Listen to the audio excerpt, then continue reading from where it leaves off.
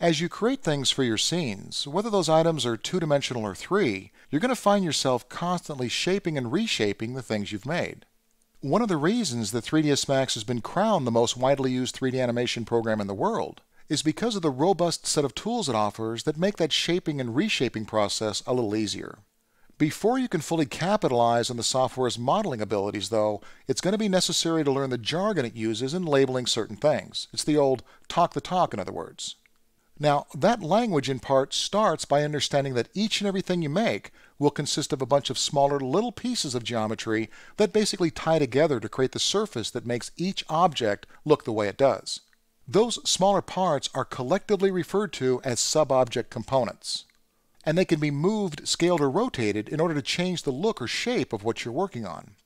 Now, to understand what we're going to be talking about here, it's important that we get comfortable using a couple of specific terms you'll continually be using when working in Max.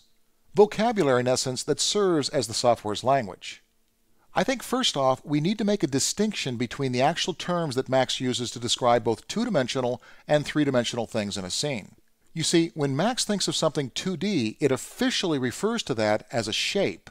When it's working with something 3D, it refers to that as an object. So got that? From here on out, when I refer to a shape, I'm going to be talking about something that's two-dimensional. Now, when you're talking about those little sub-object components, those too will have specific names. Terms that'll be essential to remember, so let's take a look at what you'll be dealing with. When talking about two-dimensional shapes, you'll be working with three different sub-object components. Their names are vertex, segment, and spline. Let's first take a look at the vertex. A vertex is simply a point in space that connects to other sub-object components, to form in this case a line.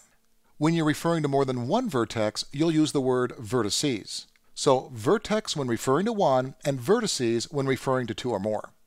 Now the vertices are connected together by what are called segments, with the line of each segment determining the distance between two adjacent vertices.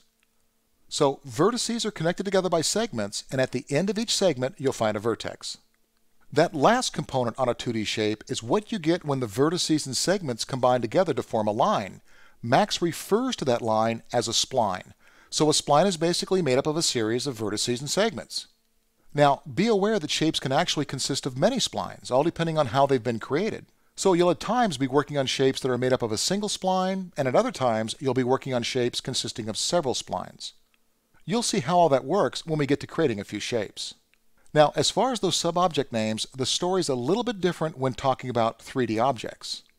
There again, it's the vertices that nail down specific individual points in space. But the lines that connect those vertices together when talking 3D, they're no longer referred to as segments, they're instead called edges. Now, on most types of surfaces you'll be creating, those little vertices and edges then lock together to form three-sided triangles. When the triangles fill with a skin, you have something called a face.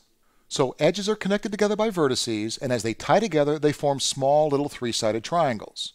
The triangles then fill with a surface, and it's that surface that's then referred to as a face. Now, one other term you'll be using is polygon, or poly for short. All a poly is a series of connected faces that consist of four or more sides. So it's really just another way of saying two or more neighboring faces that have an edge in common. That's a poly.